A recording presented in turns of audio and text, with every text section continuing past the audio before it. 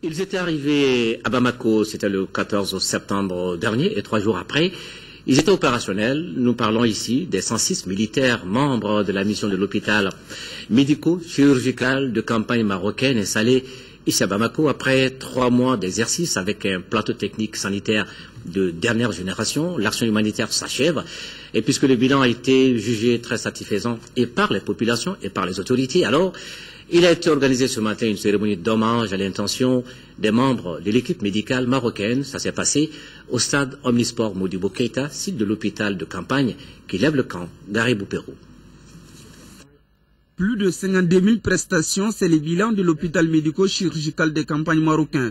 Déployé à Bamako il y a précisément 100 jours, la campagne marocaine vient d'être terminée. Pourtant, il y a toujours des malades qui attendent. Pour preuve, un jeune médecin militaire marocain regarde avec faveur un vieil homme âgé d'une 60aine d'années.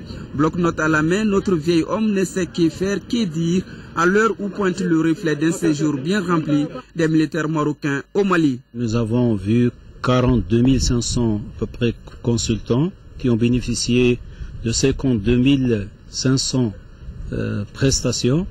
Parmi ces malades, il y a certains malades qui ont bénéficié d'interventions chirurgicales qui ont été pratiquées dans de bonnes conditions dans les règles de l'art. En termes de coopération, nos deux pays viennent de franchir une phase importante.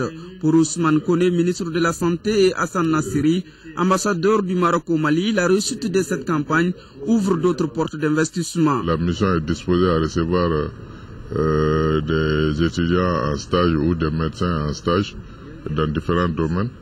Et je pense que nous allons garder les relations pour pouvoir exploiter cette possibilité. C'est une mission qui a été très bien accomplie.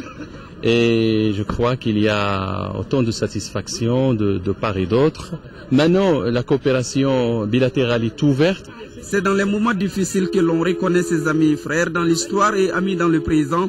Le Maroc et le Mali préparent ainsi un destin en commun. Cette cérémonie d'hommage traduit les signes de reconnaissance du gouvernement malien à l'endroit du peuple marocain. Le départ de ces militaires en fin de mission au Mali laisse un grand vide. Il revient aux acteurs nationaux de la santé de redoubler d'efforts pour soulager les souffrances des malades qui regrettent déjà cette fin de mission de la campagne marocaine.